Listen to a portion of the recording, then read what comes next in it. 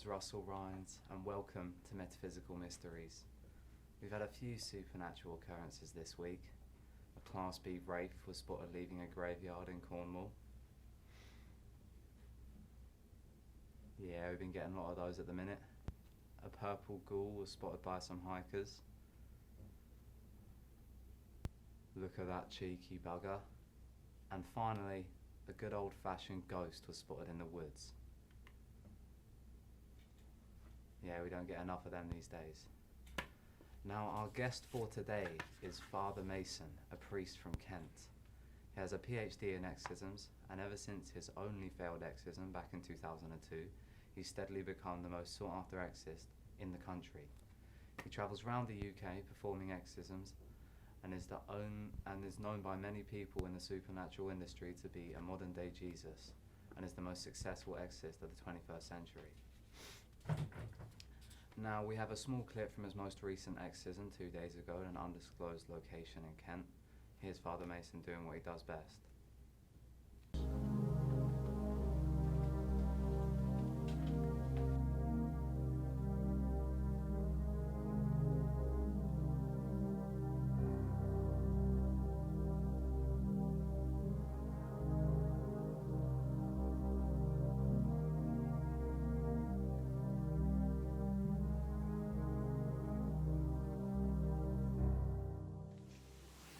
Now this might look pretty complicated, but it's really just my bread and butter, so let's crack on. Step 1. Establish the circle.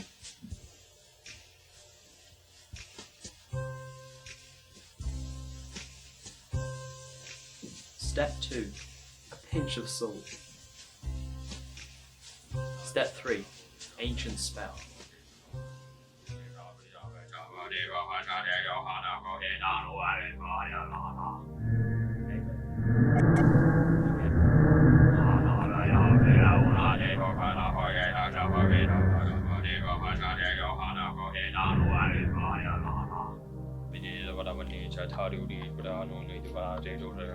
Step 4. Draw a cross at the top of the head and say a prayer.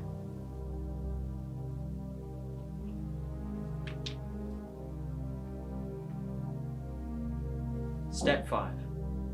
Now this final step involves taking the demon out of the body. This requires one more ancient spell and a special dance.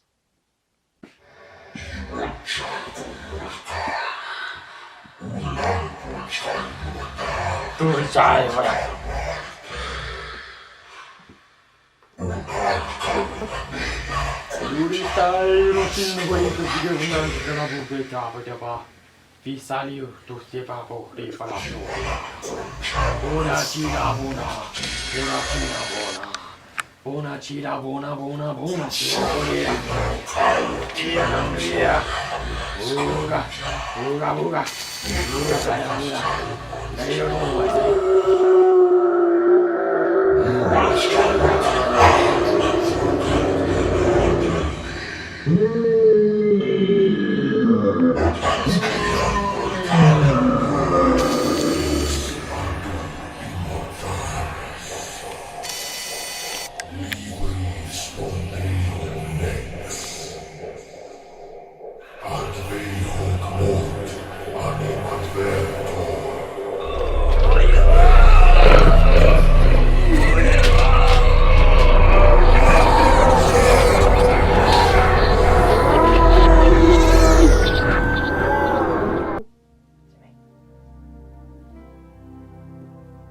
Is your head okay, Timmy?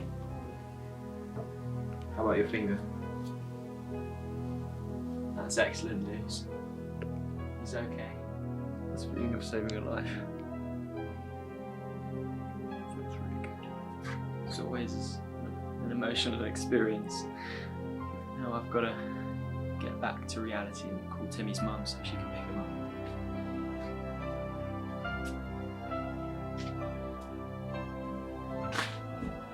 Hi, Margaret. Hello. Yeah, no. Listen, Timmy's alright. He's gonna come home now. You can come and pick him up.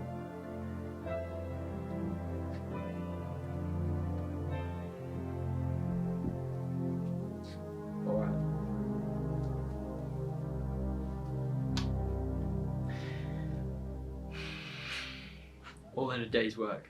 Thanks for coming, guys. See you in the studio, Russell. Wow, heartwarming stuff, really. I never knew a pinch of soul could spice up an exorcism so much, but core blimey, that's what a world-class expert does. Here is Britain's very own Father Mason.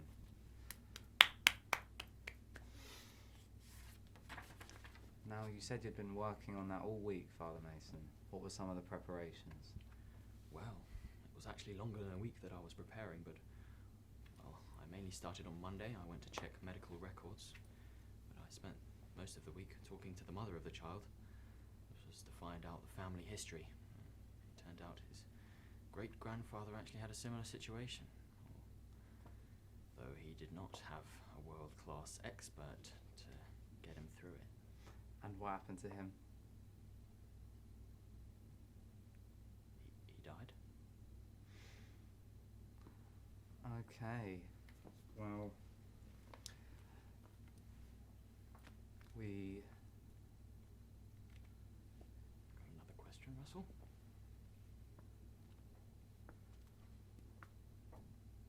Oh yeah, serves him right not being able to ring you. How about another question, Russell? Why didn't he ring you, eh? I guess he didn't know about me. That would have been 50 years ago. You wouldn't have been around, mate. Well, actually, it all happened with his grandfather last year. And that was also from possession? I don't know why I said it was from possession.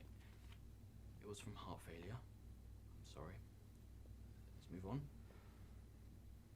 Okay. Next question. How much do you get paid? Russell, what are you playing at? You know I can't tell you that, right? It says here, 120 grand a year after tax. How much do you get paid? Excuse me? How much you get paid, eh? Don't you worry about that. I'm only asking to cross-reference my other information. Your assistant told me it's 10 grand a year. Why do you even do this show? For the passion. Alright, you in, let's be civil. Now, Father Mason, you're a priest. Do people come to you for confession? Yes, there are a few who come in my hometown, but I'm travelling around the country most of the year, so I have someone who fills in for me. So you travel the country. Do you travel internationally a lot as well? Yes, 3 or 4 times a year. Well, I have here that you were deported and banned from Belgium for witchcraft. Can you tell us more about this? Certainly. So, Belgium does not have a system in place for supernatural work, or any sorts of rights for supernatural workers. It only took one phone call to the police from an understandably confused individual to send me packing. It was not a pleasant interaction in the slightest. Not the worst I've had, though. Well, I'm never going back to Belgium, unfortunately.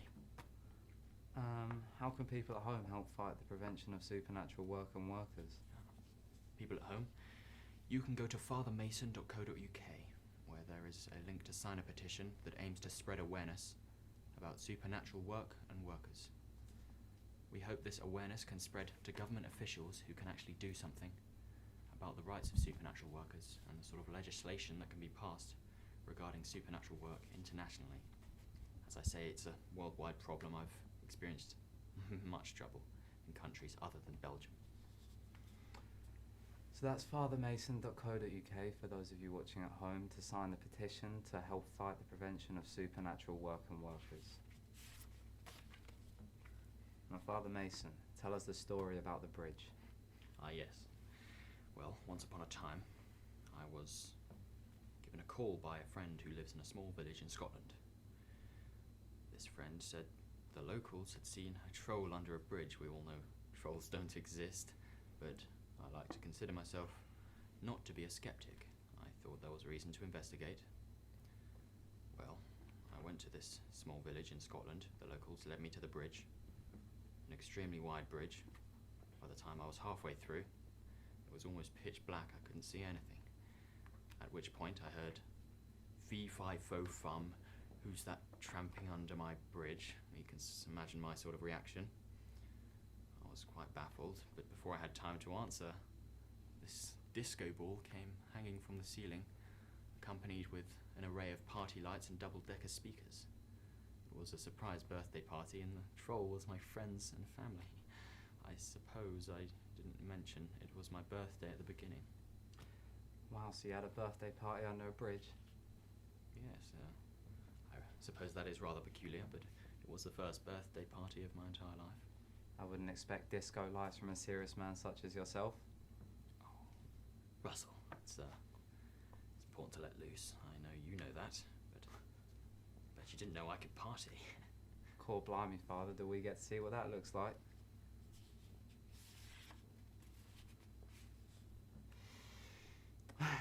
We all know about your only failed exorcism back in 2002, and obviously we've touched on the subject before, but you seem to be more open to speaking about it in the news recently.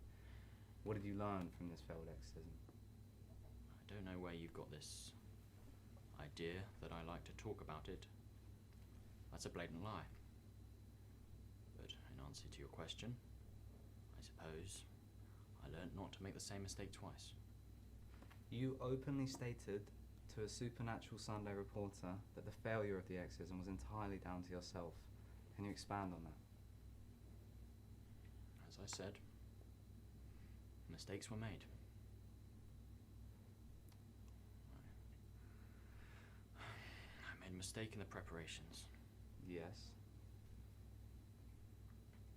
I forgot to check the patient's blood type. Oh, is that it?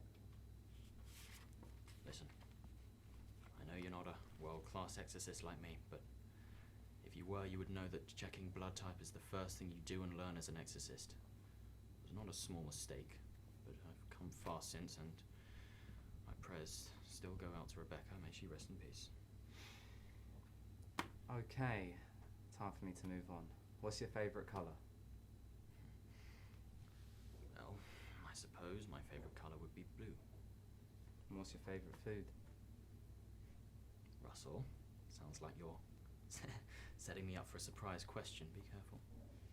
No, of course not. Well, my favourite food would be lobster. What happened to your wife who mysteriously disappeared back in 2006? Yes, We'd all love to lobster know. really is my favourite food. My father was a fisherman, and so he would prepare lobster every Wednesday evening. It was some of the only family time I really had. Some of the best days of my life were spent eating lobster. Yeah, lobster's great. Got another question? Your wife disappeared. You've got a different question, I hope. What's your favourite colour? Blue. Well, I wouldn't have expected that. Yep. Do you want to play rock, paper, scissors? I suppose it's better than answering these questions. Best of three.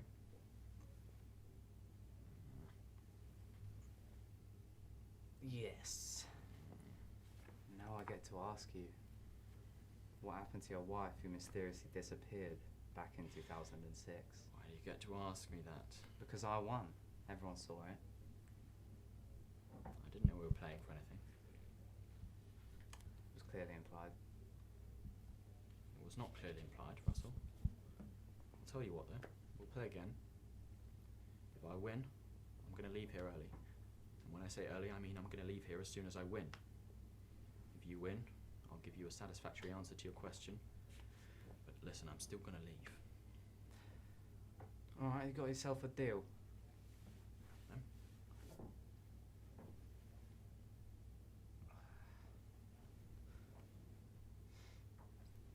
You cheated. You and me both know I didn't cheat, Russell. Ladies and gentlemen, thank you for coming. I'm afraid I'm going to have to leave this early. I'm not putting up with this inappropriate questioning. What a phony.